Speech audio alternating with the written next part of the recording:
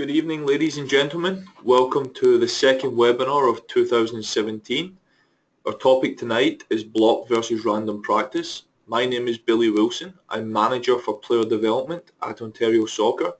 Joining me this evening is Dave Kelly and Sonia Corvello, Regional Managers of Player Development, and they'll be on hand to answer any questions you may have during the course of the webinar. So if you do have any questions, feel free to use the question box and Dave and Sonia will respond. Following tonight's webinar, I'll spend 5 to 10 minutes and I'll be on hand to answer any additional questions you may have at the conclusion of the webinar. So tonight we're going to explore exactly what a skill is and give it soccer context. We're also going to define block versus random practices and what the benefits are, supported by research. And finally, we will discuss how to integrate random practice into our own training environments. So that's an overview of the things we're going to look at tonight. So before we dive any deeper into the webinar, it's important to recognize that there is a huge gap between what science says and how we actually train our players. Hopefully this discussion tonight can provide you with some information that you'll be able to take away and apply to your own training programs. So to start us off, let's look at how learning is represented. And as coaches, we evaluate players in a variety of different ways. For some of us, a key indicator that learning has occurred would be a player's ability to practice a given task until he or she can execute that task with some level of proficiency. This is essentially observing a player in a training or acquisition stage. A good example for soccer could be a player practicing shooting from outside of the box, and after X number of repetitions, some improvement is detected based on the number of goals scored past the goalkeeper. However, on the other side, we have real learning, and real learning is demonstrated in the player's ability to retain and transfer information and reapply it to a different context. So this could be reapplying what you've learned or practiced in a training environment to a training environment at a later date, or reapplying information from training in a game context. So real learning is the latter. It's the ability to retain and transfer information. And as coaches, we must look to maximize the player's ability to retain and transfer.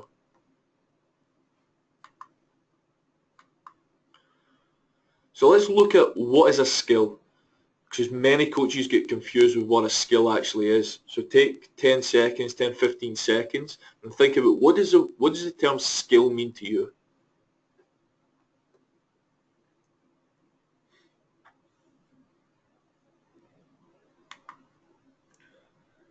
So it's important to understand what a skill actually is, as many coaches get confused when comparing skill and technique.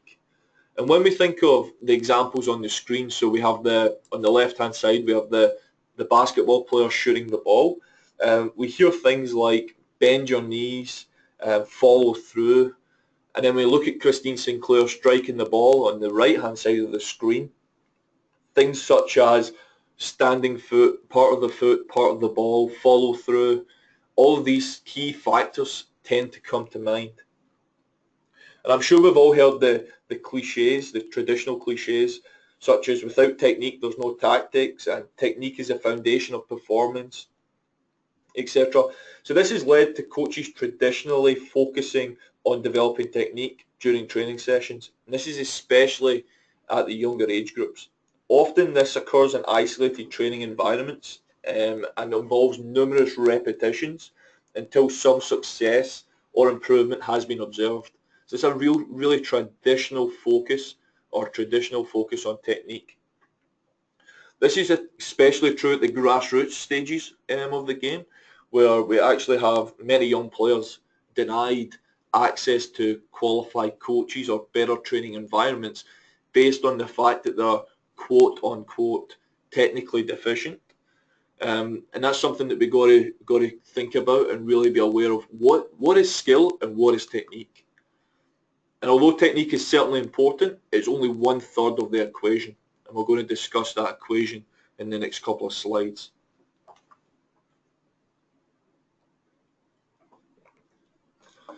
So a skill is essentially made up of three components. We have to read, we have to plan, and we have to do. Okay? So regardless of the sport, the first part of any skill is to read the situation. We can also call that an observation. So it's a complete assessment of the surroundings and potential options. Step number 2 is the planning stage, where players begin to strategize how to solve problems or overcome challenges, and this is where the decision making comes into play. And finally, part 3 involves the execution of the decision, which is essentially the technique. So that's part 3. So as you see, the technique is only 1/3 of the skill equation. Regardless of the success or the failure of the execution, so whether the technical execution was successful or not, the cycle restarts with an observation or the players reading the situation. It's important that we recognize that technique never exists in isolation in any sport, and it only makes up 1/3 of the components of a skill. And skill is the ability to access technique on demand. I'm sure we've all heard that numerous times, but really start to appreciate what that means.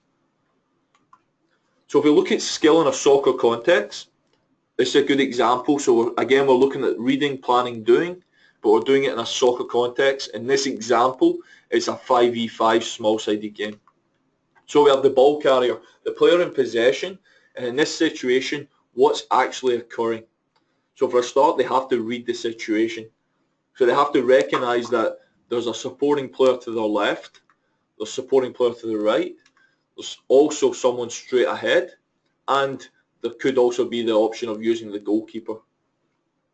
So they're having to assess and observe the situation. So the option on the right-hand side, the player's right, which is this player here, that's probably not a very viable option based on the fact the defender is so close and is doing a good job to mark the player. The option to the ball carrier's left, which is this player here, yes, it's an option that the player's in space in a supporting position. It's probably not the best option based on the fact it's not a penetrating pass. This ball travels here. We've not eliminated any of the yellow defenders. Ball back to the goalkeeper doesn't really achieve much, and it's very negative. So the player here has read the situation and recognises that passing into this centre forward is probably the optimal solution that they could come up with. If they play here, it's a penetrating pass because 1, 2, 3 players have been eliminated. So that's all part of the reading stage of the skill. So next is the planning. So what does the player have to think about in order to, or plan to do to get the ball from here to here? So some of the things that may go on in their head is the decision to play centrally, but more importantly, how will this be achieved? So the player knows that there's pressure on the receiving player's right shoulder. So the defender here is on the right-hand side of the receiving player. So that would tell this player that the pass has to go to the player's left foot as it's furthest away from the player pressuring the ball. Next could be the type of the pass. So in order for it not to be intercepted by this player here, or to prevent this player's ability from stepping in front, this ball here has to be played in low, hard, and with pace. So which part of the foot should we look to play the pass with? Probably the laces, striking through the ball. Make sure it's a driven ball into this player's left foot on the safe side away from pressure. And finally, the do or the execution is the third part, and this is where technique comes in. So the player must be able to use the correct technique to execute the decision that's made.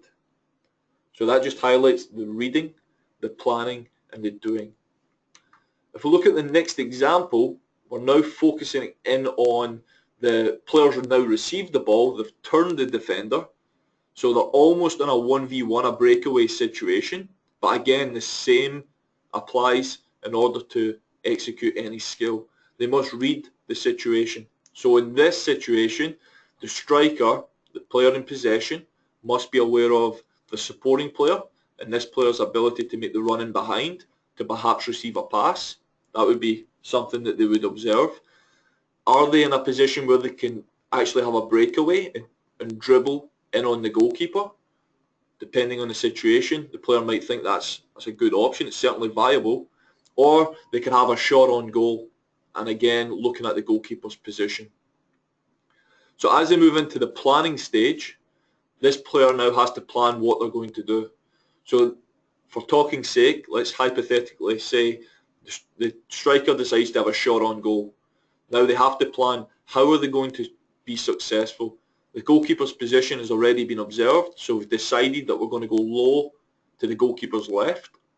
Which part of the foot are they going to use? Which type of shot? Is it going to be with the laces, a driven shot, or is it going to be with the inside, looking for more finesse or accuracy rather than power? So these are all things that come into the planning. And then finally, the player must execute the plan, which is where the technique comes in, and it's to strike the ball in the bottom corner.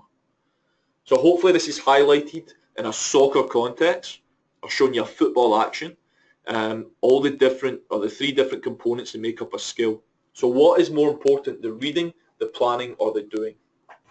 Question to ask yourself. So in order to maximize our training sessions, we always have this end goal, which is to maximize the retention and transfer of information into games. We've also established that technique, although important, does not equal skill. And skill actually refers to the ability to read, plan, and do. So we must bridge this gap between what we've been doing for the last previous decades in training environments and what science is actually telling us will maximize retention, transfer of information into games. So skill is the ability to access technique on demand, and the game is random and complex. Therefore, our training environments should replicate the game. So in order for the work to be transferable. So if we look at what block practice actually is, and if we define it, it's defined as a traditional approach to training, which involves getting a high number of repetitions of the exact same technique over and over again. So if we look at some examples, on the screen we have right now on the left-hand side of your screen, we're looking at dribbling, practicing dribbling and running with the ball. So the player, one at a time, dribbles through the pylons, focusing on ball mastery, manipulating the ball before turning and running as fast as they can with the ball back to the start. So yes, there's technical work getting done, but it's an isolation of reading or planning. So therefore, it's a technical practice versus a skill practice. Here, different example, but same concept. It's passing and receiving. So the players pass as it rotate the ball around the square, passing and following their pass. So they're receiving, playing the pass, receive, play the pass. Again, not a lot of no reading and not a lot of planning involved. It's just the execution of the technique. And similarly, the last example is shooting. Ball gets played into the coach, lay it off, have a shot on goal. Now, the goalkeeper does represent some limited decision making. You have to be aware of their position, etc. But there's very limited reading and planning going on. It's more or less just the execution of the shot. So essentially it's the same movements and techniques used over and over and over again. This leads to improved training performance, but players do not have to read and plan, and therefore there's no cognitive involvement. And essentially the brain actually goes idle. Block practice, on the other hand, is training environments that randomize repetition so that you are never doing the same thing twice. So this practices skills in a random order with minimization of consecutive repetitions of any one skill. If you look at some examples on your screen just now, sticking with the same three themes. So we have dribbling, passing, and shooting. Here we have an environment that, yes, this is unopposed, so all the players have a ball each in a concentrated area, and all they're looking to do is dribble with their head up keeping the ball moving, lots of touches, manipulating the ball in a variety of different ways, but their questions are being presented to them, or problems are being presented based on their environment. So where the other players move dictate what they would do. So they have to plan, and they have to read, plan, and do. It's not technique in isolation. Likewise, passing and receiving, players aren't partners. They're just passing and moving through any of the different gates, and they have to be aware of where the opposition are, or not the opposition, where the other players are operating in the area, so that they don't get, so they don't bump into each other and the ball doesn't knock off anyone else. So as they're passing and moving, they're looking for space, they're looking at appropriate angles based off the position of the other players. So again, lots of reading, planning, and doing. Finally, another shooting example which incorporates a skills, or which it would be a skill practice because it incorporates the reading, planning, doing. 6v6, ball gets played out, the player has the ability to read the situation, plan whether a shot is possible, and actually take a shot on goal. Perhaps it's not possible, a defender may come across, and in that situation, the player has to recognise that during the reading, and can they look to come up with a different plan? There's lots of decision making involved. So players are still getting the repetitions, which is important to understand. We're not saying that developing the technique and we don't want lots of repetition. Of course we do. However, they are never performing the exact same movement twice in a row.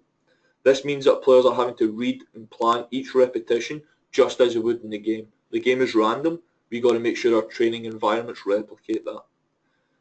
It's often considered ugly or chaotic, random practice, especially by coaches and also parents, something we have to engage and educate the parents on, because unlike block practice, results are not observed quickly. However, retention is far superior, and I think that's what we all ultimately want.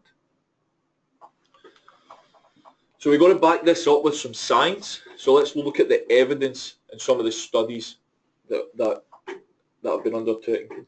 So in 1979, this was the year that Shea and Morgan conducted their groundbreaking research that revolutionized science's perspective on the process of training and practice. So essentially how you acquire new skills, so that acquisition phase. So the study that was conducted, subjects placed in two groups, and they had to practice 3 different tasks. Task A, Task B, Task C. And essentially these tasks were arm and hand movements that responded to light stimuli. So each task involved a different predetermined sequence. So Task A responded to a certain light stimuli, and it required a different hand and arm movement sequence than Task B and Task C. So Group 1 practiced this in a blocked environment, focusing on Task A, the sequence of Task A, before Task B and Task C. Group 2, on the other hand, practiced the sequences in random order. So it could be A, C, B, C, B, A, randomly. So that was the 2 practice environments. Each group performed the exact same number of reps in the same conditions. The only difference was the order of repetitions between the 2 groups. One was blocked and one was random. So the results, as the graph illustrates, is during the acquisition phase, which is our training environment, if we give it soccer context, those performing in block training environments outperformed those training in random practice. However, when we go to the retention tests, so the ability to retain that knowledge and reapply it at a later date, the random practice outperformed the block practices under both conditions in the retention tests. So that was one study, and to have good science, as my good friend Dr. Tracy Valancourt always tells me, we got to be able to replicate our findings. So we look at a couple of examples on the screen. There's numerous others out there. These are just a couple that I dug up. So as you can see, The findings in Shane Morgan has been replicated numerous times in various other studies. So there's two hypotheses that exist, and this is where it becomes to get a little bit tricky. So there's two of them. One is the elaboration hypothesis to why random practice is superior to block practice. And the elaboration hypothesis focuses on the fact that the learner performs a series of separate skills in random order, and not only does this replicate game situations, it also provides the learner with the opportunity to compare and contrast the different skills, and as such recognise the similarities and differences between the skills. So when each problem is broken down by the learner, they become more familiar with how each skill is actually distinctive and is able to store the skill more effectively in their long-term memory.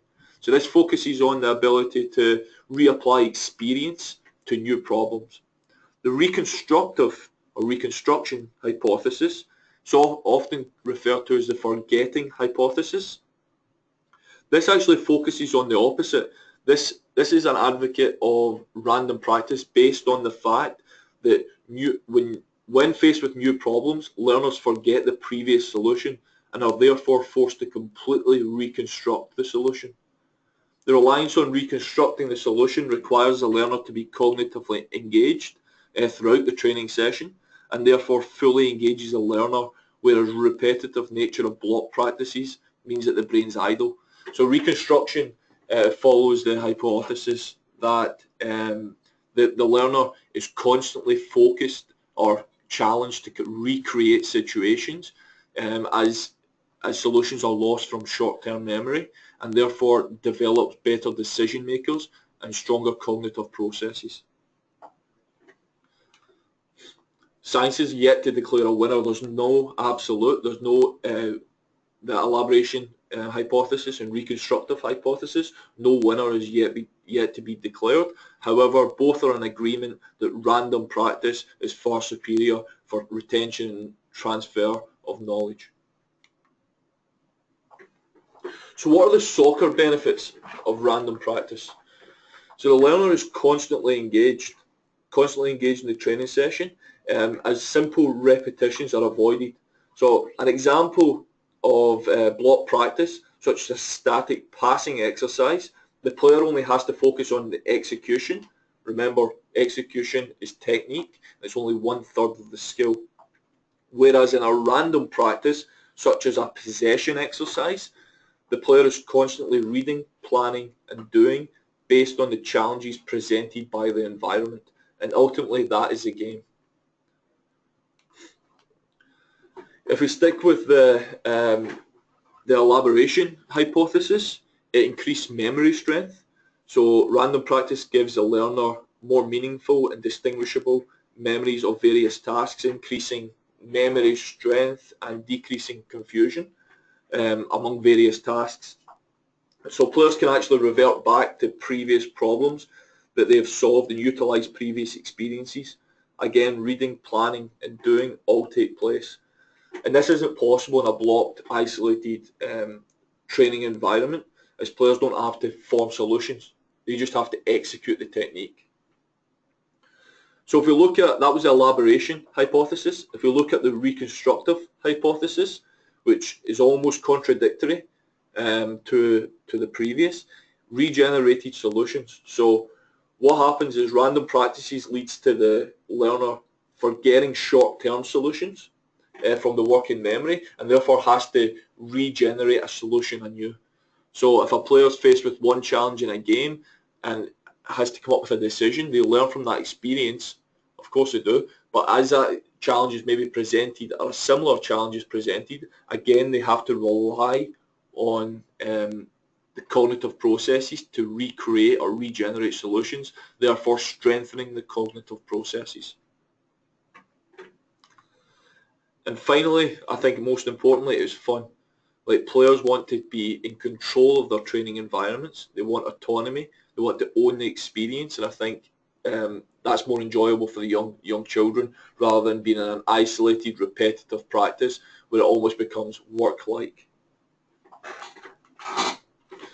So if you compare block versus random, in a nutshell. Blocked is traditional. It is very technique focused and isolated. It is very organised. It looks a lot better to the untrained eye. It does yield better training results, so players do have better short-term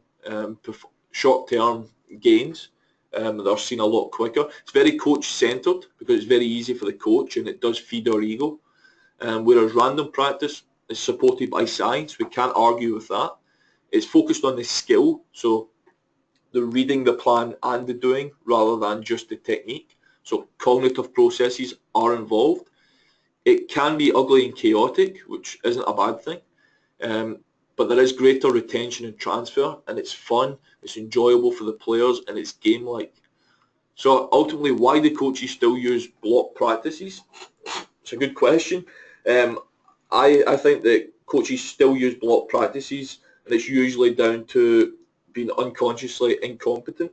I think there's a lack of knowledge and education out there to support random practice. So hopefully we can start to share these little bits of useful information with our peers and our colleagues at our clubs or even with our parents. It is easier for coaches to revert back to what they've done for the last decades. It's easier to have a coach-centred environment where they're in control. It's organised, it's prettier, and results are usually seen a lot earlier in the process, albeit it's not transferable. So practice performance misleads the coach to represent learning. So I think the coaches are divided into those two groups. We've got the coaches who need that need education on the importance of retention and transfer to represent learning, and then we have the other coaches who have an ego, who always have done this one way, and it's all about them rather than what's best for the players. And I think that's more difficult to change.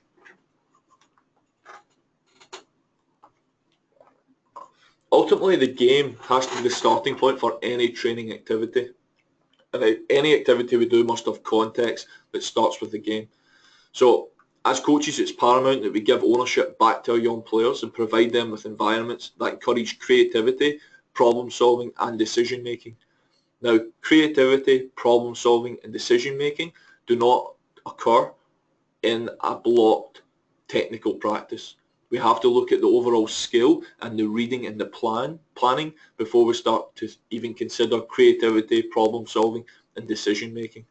And one of the big things we hear constantly is, can you improve decision making? Yes, it's not an innate gift that players have. It can be improved.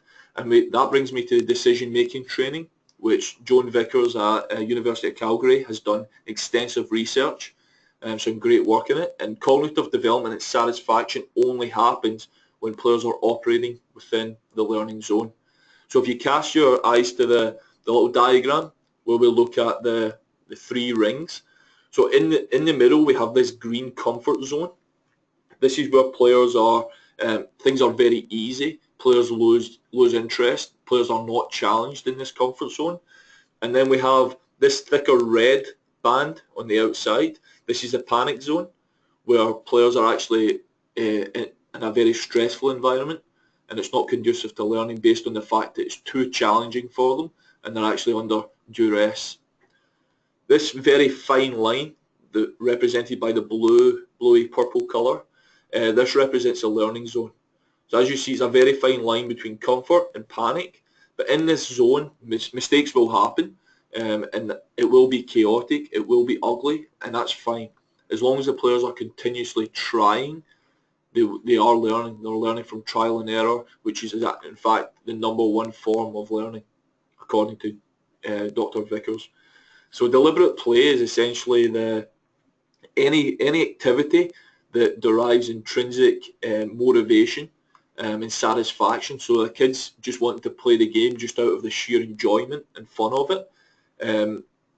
Is deliberate play, and deliberate play is the #1 form of learning based on the fact that it allows trial and error. We got to encourage kids, young players, to try new concepts and learn from their mistakes and learn from their success.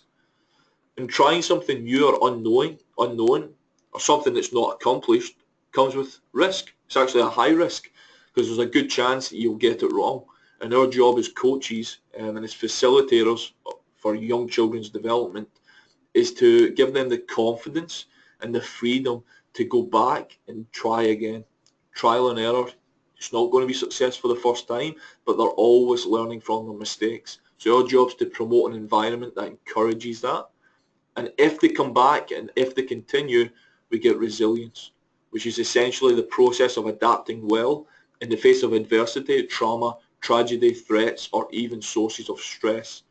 And if we have our young children recognize that making a mistake isn't the worst thing in the world, and we actively encourage them to go back and try again and learn from their experience, we start to develop resilient characters, which is a characteristic that we want not just in young players or players at an older age, but we want that in life as we develop the holistic individual.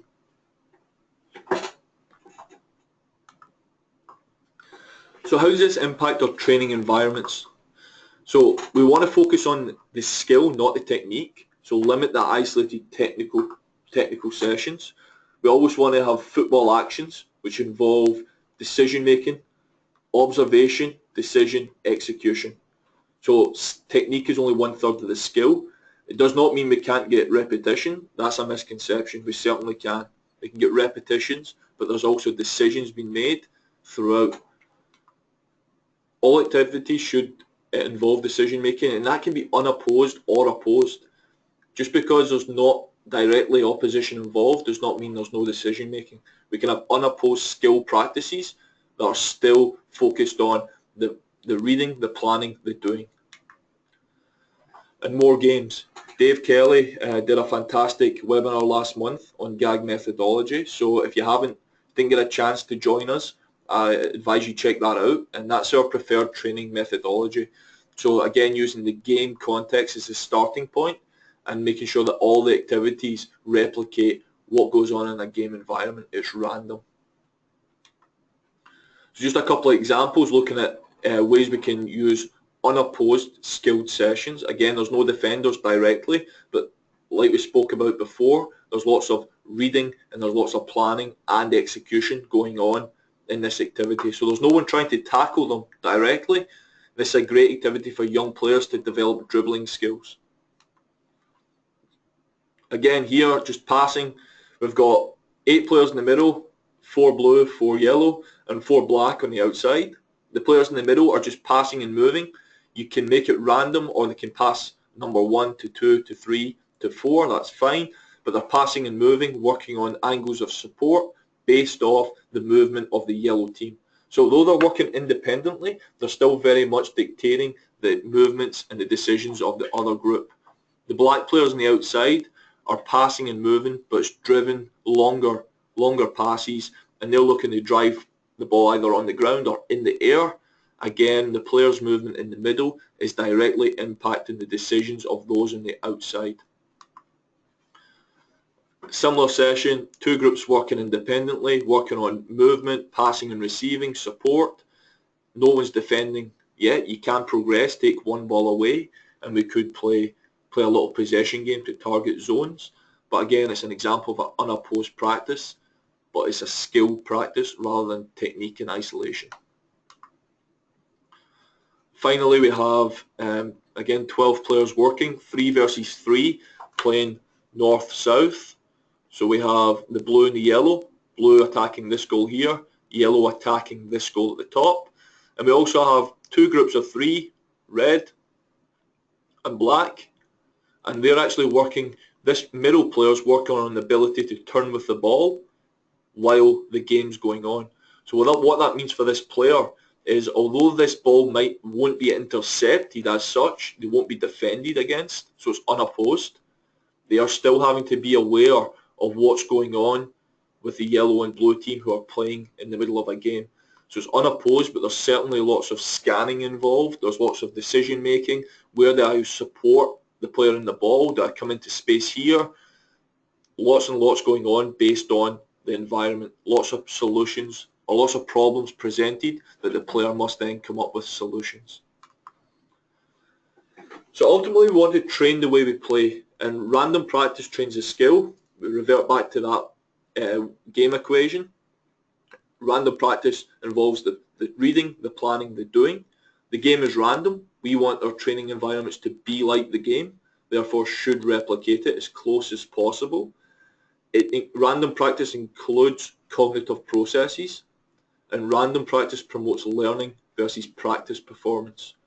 So again, if you want to look great in the training session, you want your players to be excelling at training versus the game, then block practice will do that. But if we want our players to retain and transfer information, we have to look at better ways of doing it, which is random practice. So in conclusion, so we have block practice, which is scientifically proven that random practice is far more advantage.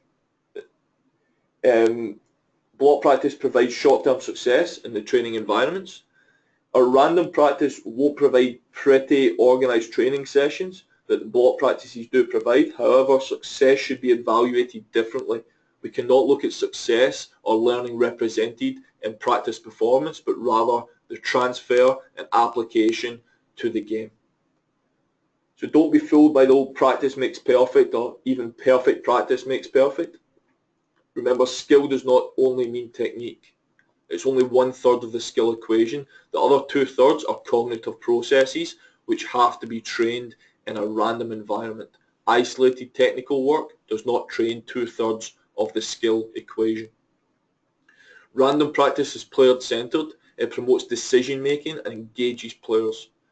And I think the bottom two, random practice is fun, drills are monotonous, really ties in with each other.